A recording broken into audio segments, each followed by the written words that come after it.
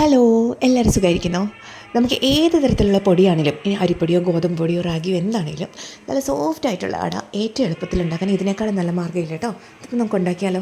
ആദ്യമായിട്ട് നമുക്ക് വേണ്ടത് കുറച്ച് തേങ്ങയാണ്. ഞാനിവിടെ 1 കപ്പ് തേങ്ങ എടുത്തിട്ടുണ്ട് കേട്ടോ. അതൊരു പാനിലേക്ക് ഇട്ട് കൊടുക്കുക. അതിലേക്ക് നമുക്കിനി വേണ്ടത് ജീരകപ്പൊടിയാണ്. ജീരകം നമ്മളൊന്ന് ചതച്ചെടുത്താലും മതിയാവും. അത് 1 ടീസ്പൂൺ ചേർത്ത് കൊടുക്കുക. അതുപോലെ തന്നെ 1 ടീസ്പൂൺ ഏലക്ക പൊടിച്ചതും ചേർക്കുന്നുണ്ട്. ഏലക്ക പൊടിച്ചത് നിങ്ങൾക്ക് ഇഷ്ടത്തിനനുസരിച്ച് കൂട്ടുകയും കുറയ്ക്കുകയും ചെയ്യാം കേട്ടോ. ഇത് പഞ്ചസാര ഇട്ട് പൊടിച്ചുകൊണ്ടാണ് ഈ വൈറ്റ് കളറിലിരിക്കുന്നത്. അതൊരു ഇട്ട് കൊടുക്കുക.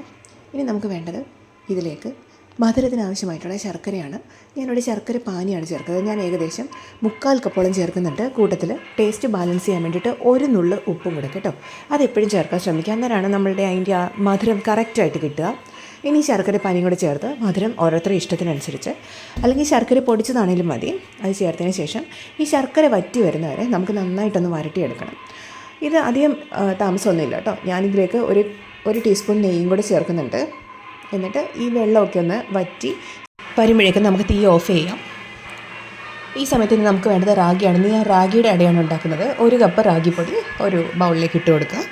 ഇനി അതിലേക്ക് 1 നുള്ളു ഉപ്പും പിന്നെ നമ്മുടെ 1 ടീസ്പൂൺ വെളിച്ചെണ്ണയും കൂടെ ഒഴിച്ച് കൊടുക്കുക. എന്നിട്ട് അത് കലക്കിയെടുത്ത് നമുക്കൊരു ദോശ പോലെ കോരി ഒഴിക്കാൻ പറ്റുന്ന പാകത്തിലേക്കുള്ള വെള്ളമാണ് നമുക്ക് വേണ്ടത്. അപ്പോൾ ഞാനിവിടെ ഒരു 1/4 കപ്പ് വെള്ളം ഒഴിച്ചിട്ടുണ്ട് കേട്ടോ. വെള്ളം എപ്പോഴും നോക്കി ഒഴിക്കുക. ഒത്തിരി എണ്ണയായി പോകരുത്. അങ്ങനെയാണെങ്കിൽ പൊടിയിട്ട് അഡ്ജസ്റ്റ് ചെയ്യുക കേട്ടോ. ഇതിപ്പോൾ നമുക്ക് ഇങ്ങനെ തന്നെ മൈദ വെച്ചിട്ടോ അരി വെച്ചിട്ടോ, അല്ലെങ്കിൽ അരി എന്ന് പറഞ്ഞാൽ അരിപ്പൊടി കേട്ടോ, അരിപ്പൊടിയോ മൈദയോ ഗോതമ്പ് പൊടിയോ ഇപ്പോൾ ബാജറയോ അങ്ങനെ എന്തിൻ്റെ വേണമെങ്കിലും അട ഉണ്ടാക്കാൻ ഈ സെയിം പ്രോസസ്സാണ് ഞാൻ ചെയ്യുന്നത്. വളരെ എളുപ്പമാണ്, അതുപോലെ സിമ്പിളുമാണ്. ആർക്കും ഉണ്ടാക്കാൻ പറ്റും.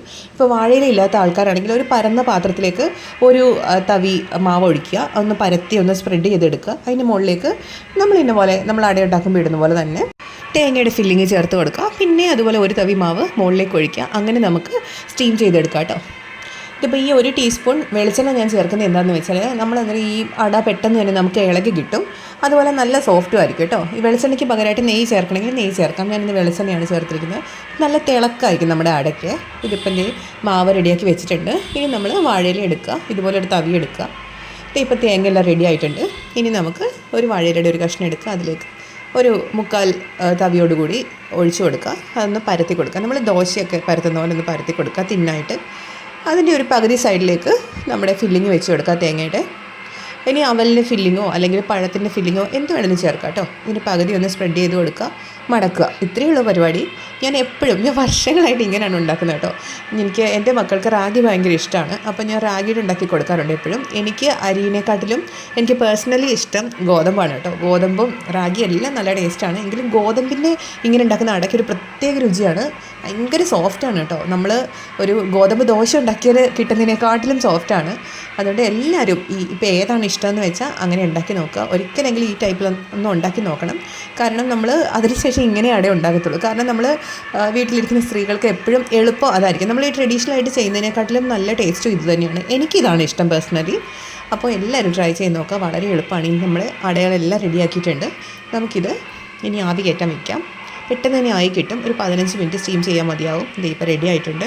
നല്ല സോഫ്റ്റ് ആയിട്ടുള്ള റാഗി ഇലയുടെ റെഡി ആയിട്ടുണ്ട്. അപ്പോൾ എല്ലാവരും ട്രൈ ചെയ്ത് നോക്കുക കേട്ടോ. ഇത് വളരെ എളുപ്പമാണ്. അതുപോലെ നല്ല ഫില്ലിങ് നിറഞ്ഞ നല്ല സോഫ്റ്റ് ആയിട്ടുള്ള ഇലയുടെ നമുക്ക് കിട്ടിയിട്ടുണ്ട്. അപ്പോൾ നമ്മുടെ കുഞ്ഞുമക്കൾക്ക് വേണ്ടിയിട്ട് ഒരു തവണ ഇങ്ങനെ ട്രൈ ചെയ്ത് നോക്കുക കേട്ടോ.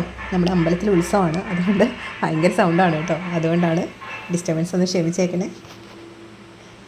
അപ്പോൾ നമുക്ക് നാളെ നല്ലൊരു വീഡിയോ ആയിട്ട് ഇനിയും കാണാം.